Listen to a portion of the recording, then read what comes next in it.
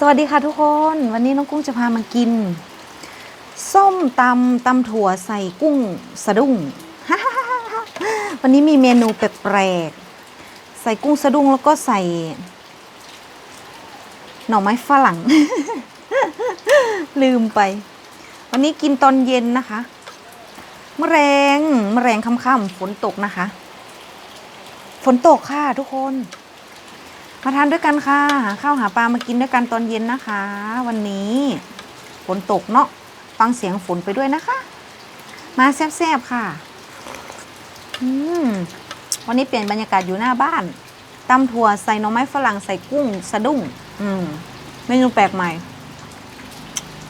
สำหรับเราเอง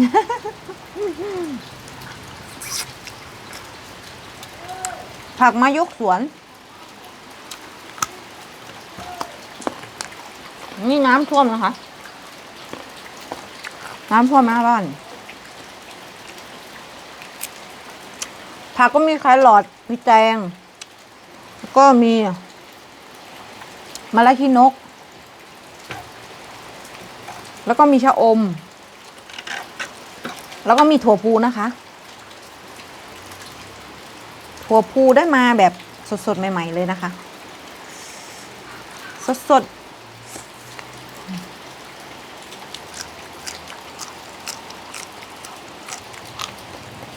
ฟังเสียงฝนไปเรื่อยฟิน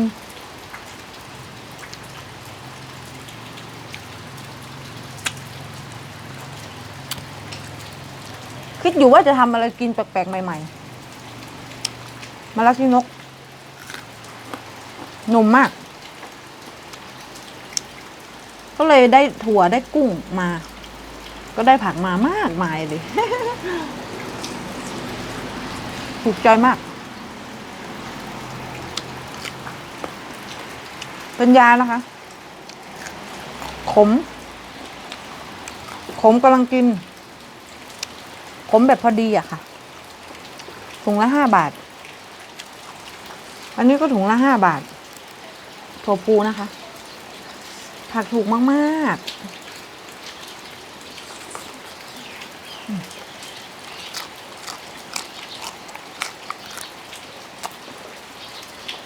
ถ้าอมนี่ก็5 บาทนะคะกำใหญ่มาก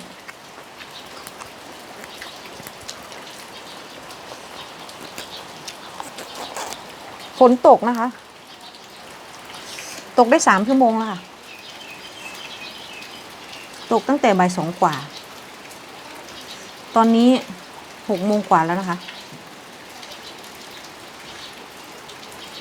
ตกจนน้ำท่วมหน้าบ้าน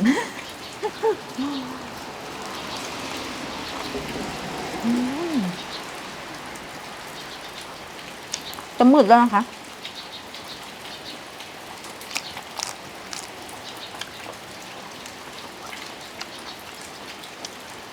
หาข้าวหาปลามาทานด้วยกันค่ะ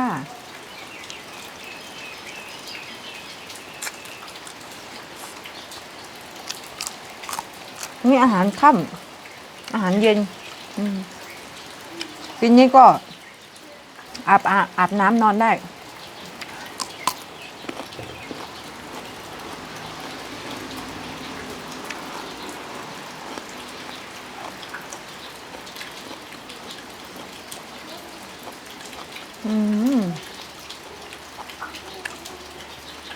ตำใส่หน่อไม้ฝรั่งด้วยก็โอเคนะคะ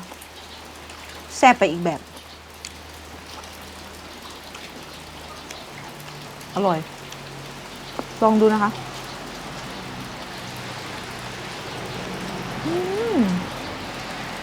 สุดยอดอีดีแซ่บ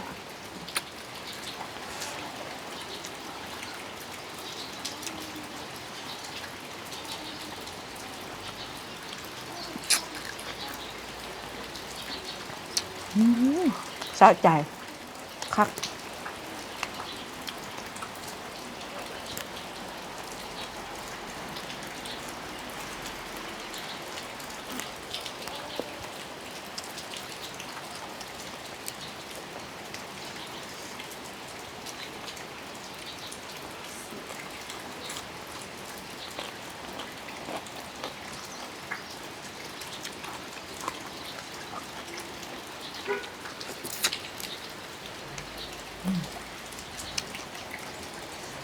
ดยอด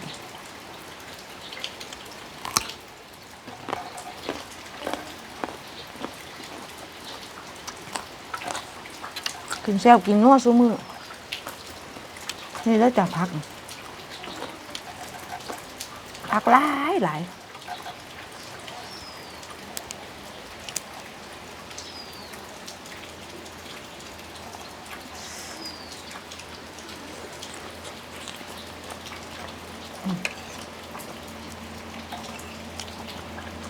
ส่วนจาน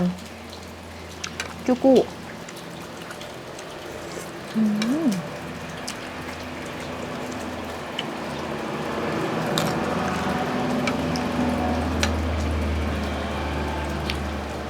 รถไถเสียงรถไถไถบุ๊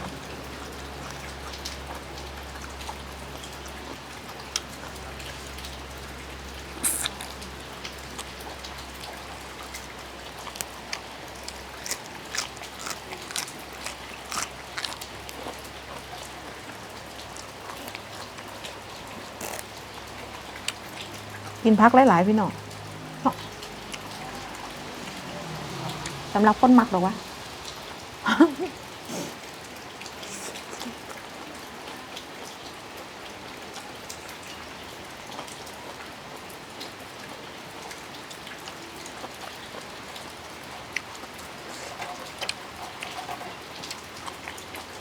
ของมัก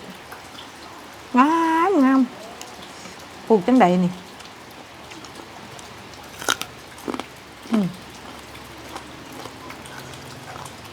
ขม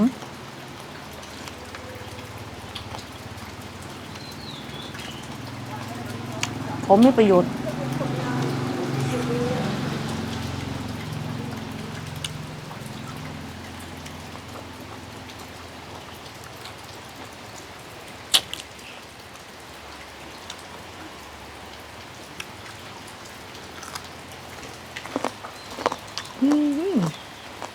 สุดยอด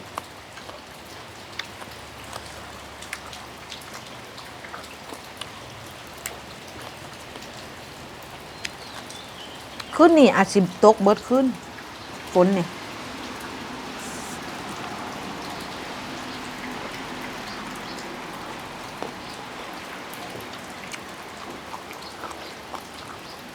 ตกมาโหลดถึงนอนสบายเนาะเย็นนี่อ่อนเห็นบ่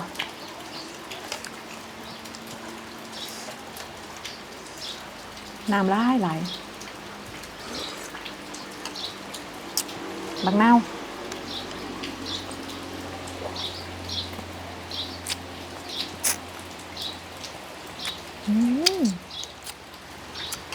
สุดยอดพี่น้องอีกตอนหนึ่ง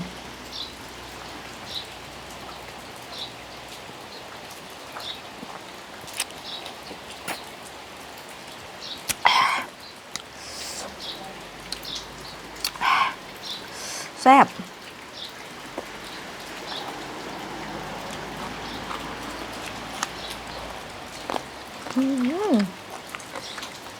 สวง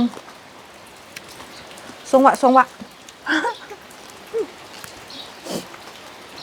มีแห้งเป็นสมๆแล้วมีแห้ง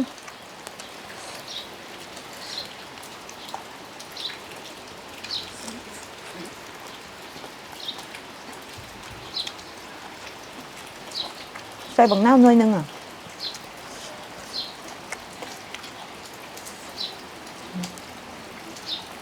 ตอนที่ 3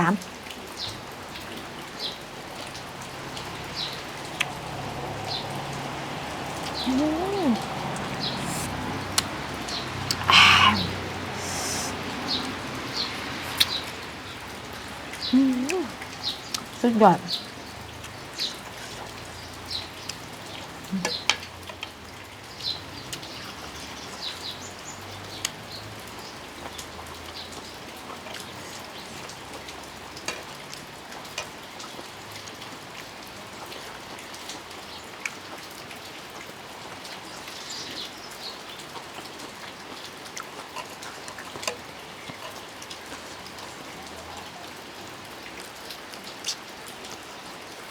แ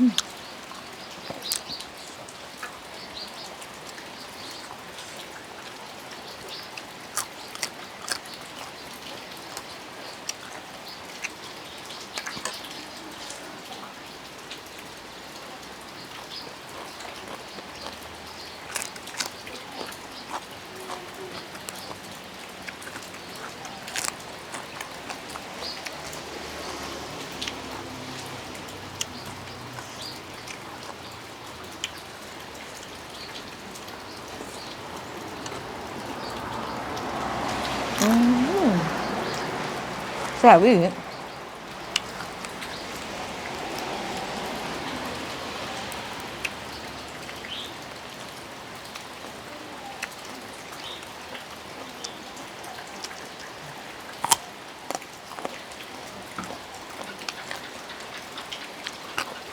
เขาแรง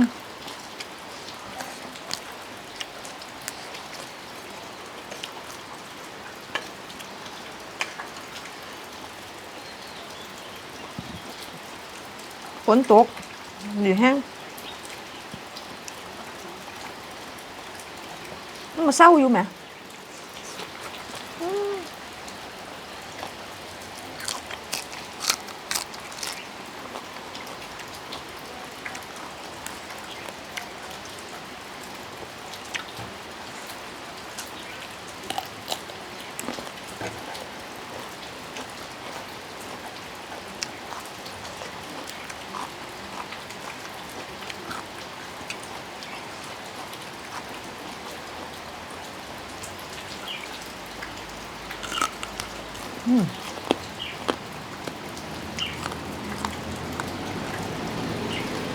แซ่บ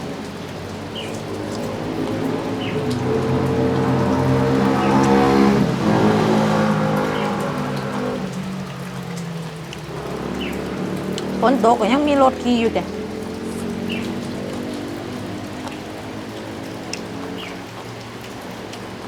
ถ้ามันขี่ลุยฝน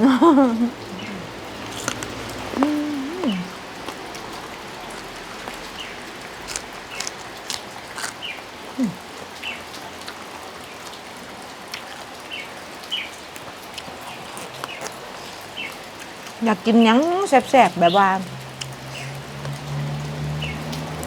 ต้องกินตอนที่เขากินได้อะถ้าเขาเฒ่าแล้วอะแขวบ่ดีมันก็มาแซ่บแล้วเนาะกินตอนที่เขาแขวดีๆมันจึงแซ่บเฒ่าแล้วกินหยังไม่ได้แล้วตอนนี้เฝ้ากิน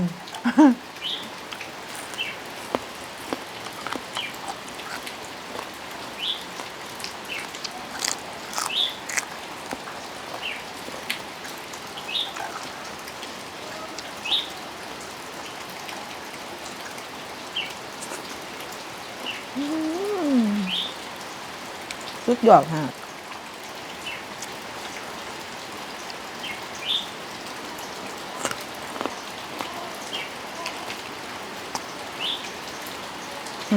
แห้งมาแล้วพี่น้องฝนท่วมบ้านไปรอบแล้วเด้น้ำฝนท่วมใต้ถุนเฮียน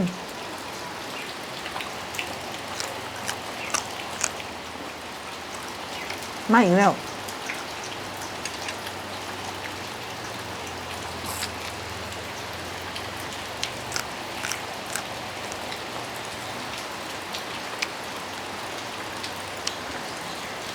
ยิ้มแล้วก็อาบน้ำนอนห่มผ้าตัวเนาะ มีความสุขแห้ง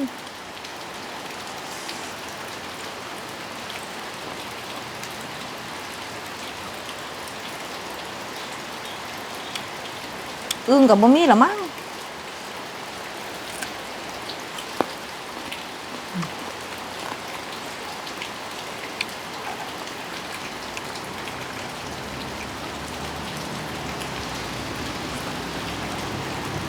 ว่าสิกินอึ้งให้เบิ่ง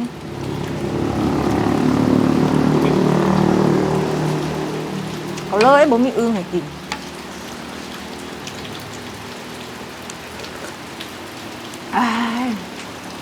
แซ่บแห้ง